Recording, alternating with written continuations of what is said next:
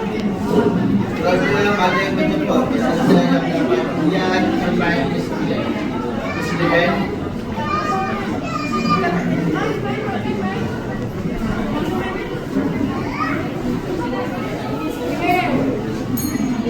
Assalamualaikum warahmatullahi wabarakatuh. Alhamdulillah. Alhamdulillah.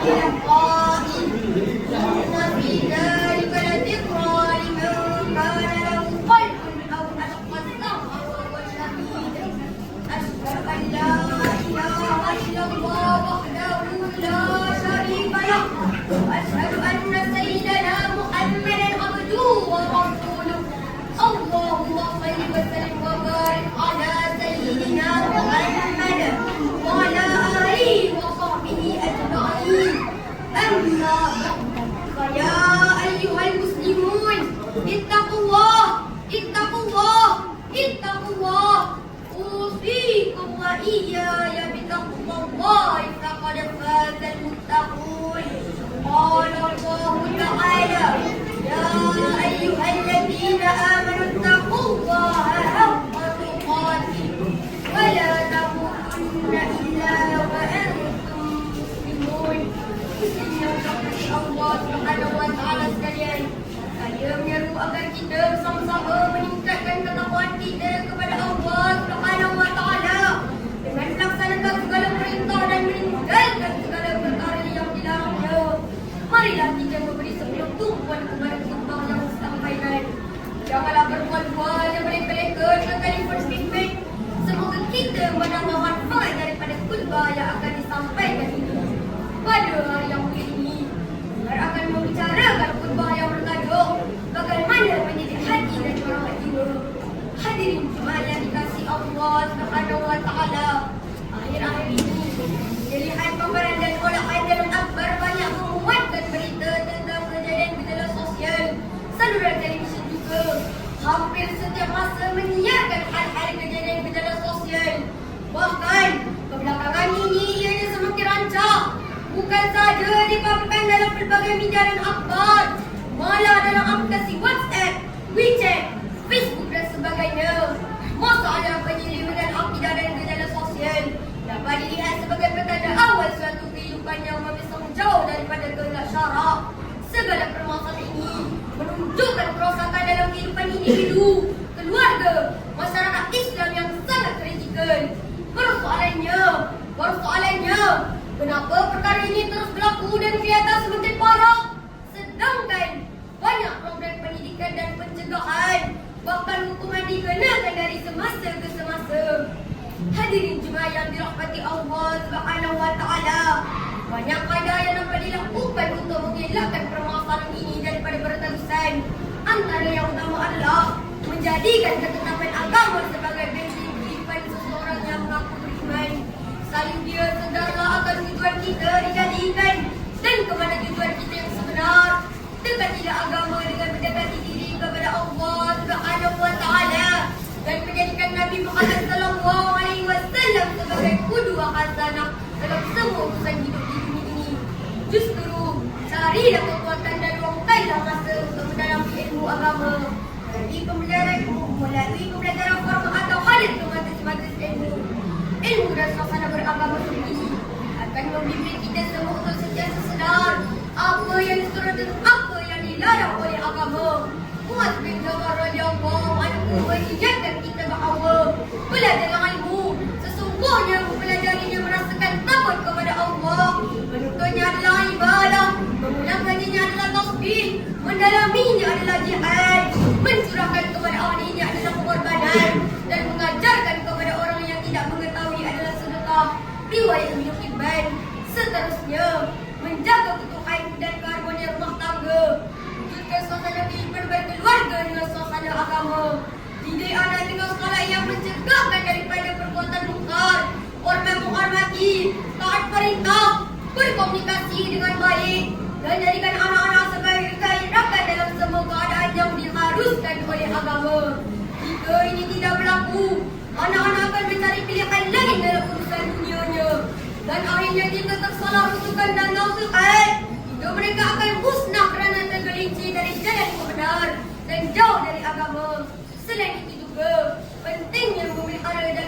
kembalikan kehidupan bermasyarakat yang aman dan tenteram.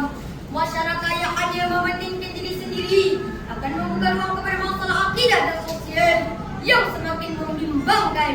Seharusnya fungsi dan peranan masyarakat adalah wujud dan kuat dengan berisi saling tegur-menegur dan nasihat menasihati demi kepentingan semua pihak. Hadirin jemaah yang dirahmati Allah Subhanahu wa taala, hati yang kotor dan rosak adalah menjadi pintu kerosakan seluruhnya. Kembalikan hati kepada fungsi yang sebenar. Allah Subhanahu wa taala menjadikan hati supaya mengenal Allah sebagai pencipta. Hati adalah bukan raja yang memanggil seseorang sama ada ke arah kebaikan maupun keburukan. Bersihkan hati daripada sifat mazmumah dan hiasilah ia dengan sifat mahmudah. Apabila setiap individu dapat membentuk hati sesuai dengan fungsi kejadiannya, maka ia akan dapat memenuhi segala tuntutan yang makruf dan menghindarkan yang muka dengan penuh keimanan dan keikhlasan.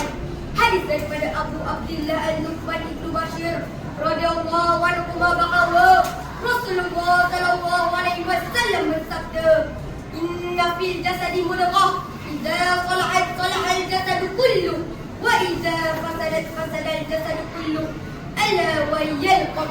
Sesungguhnya dalam tubuh anak Adam itu ada seketul daging. Jika baik daging itu, maka baiklah seluruh anggota badan. Sebaliknya, jika rosak daging itu, maka rosaklah seluruh anggota badan. Ketahuilah bahawa daging itu ialah hati. Riwayat Al-Bukhari dan Muslim.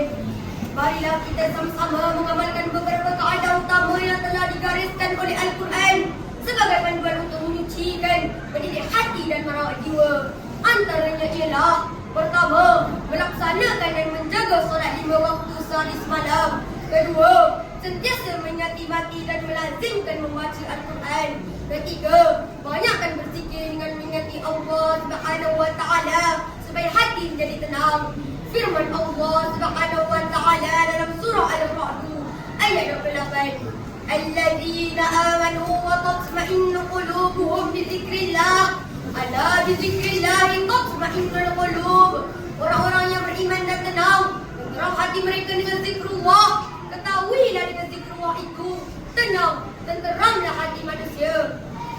Hadirin yang dirahmati Allah Subhanahu wa taala, mengakhiri khutbah pada hari yang berbahagia ini, antara pengajaran dan kesimpulan yang dapat diambil adalah: pertama, Islam hendaklah sedar bahawa musuh yang tersembunyi tetapi berpengaruh besar dalam hidup kita adalah syaitan dan hawa nafsu. Kedua, masyarakat perlu membina dan memelihara suasana harmoni, melandaskan Islam yang mendukung kebaikan dan membenci kemaksiatan agar masyarakat tidak terus rosak dan sesat. Ketiga, umat Islam hendaklah sentiasa memelihara hati yang berasaskan keimanan kepada Allah Subhanahu wa taala supaya sentiasa menjadi tenang, redha dan diridhai Allah Subhanahu wa taala.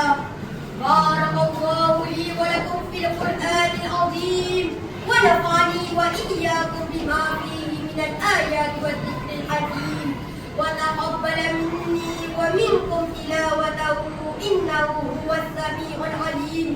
أقول قولي هذا وأستغفر الله العظيم لي ولكم ولسائر المسلمين والمسلمات فاستغفروه إنه هو الغفور الرحيم.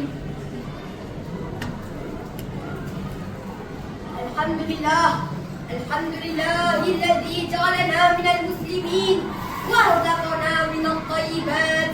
أشهد أن لا إله إلا الله وحده لا شريك له وأشهد أن محمدا عبده ورسوله. اللهم صل وسلم وبارك على سيدنا محمد وعلى آله وصحبه ومن تبعهم بإحسان إلى يوم الدين. أما بعد، فيا عباد الله اتقوا الله اتقوا الله اتقوا الله. أوصيكم وإياي بتقوى الله فقد فاز المتقون. قال الله تعالى: إن الله وملائكته يصلون على النبي يا أيها الذين آمنوا صلوا عليه وسلموا تسليما. اللهم صل وسلم على سيدنا محمد وعلى آله وأصحابه أجمعين. اللهم اغفر للمسلمين والمسلمات والمؤمنين والمؤمنات الأحياء منهم والأموات إنك سميع قريب مجيب الدعوات ويا قاضي الحاجات اللهم إنا نسألك ونتوسل إليك بنبيك الأمين ونسألك بأسمائك الحسنى وصفاتك العظمى أن تحفظ بعين عنايتك الربانية وبحفظ وقايتك الصمدانية جلالة ملكنا المعظم سلطان سلاهور سلطان شرف الدين إدريس شاه الحاج ابن المرحوم سلطان صلاح الدين عبد العزيز شاه الحاج اللهم أدم العون والهداية والتوفيق والصحة والسلامة من لولي أهل سلاهور سوف أمر شاه ابن سلطان شرف الدين إدريس شاه الحاج في أمن وصلاة وعافية بمنك وكرامك يا ذا الجلال والإكرام اللهم أطل عمرهما مصلحين للموظفين والرعية والبلاد وبلغ مقاصدهما لطريق الهدى والرشاد ربنا هب لنا من أزواجنا وذرياتنا قرة أعين واجعلنا للمتقين إماما ربنا آتنا في الدنيا حسنة وفي الآخرة حسنة وقنا عذاب النار عباد الله إن الله يأمر بالعدل والإحسان وإيتاء ذي القربى وينهى عن الفحشاء والمنكر والبغي يعظكم لعلكم تذكرون فاذكروا الله العظيم يذكركم واشكروا على نعمه يزدكم واسألوه من فضله يعطكم ولذكر الله أكبر والله يعلم ما تصنعون وبالله التوفيق والهداية والسلام عليكم ورحمة الله وبركاته.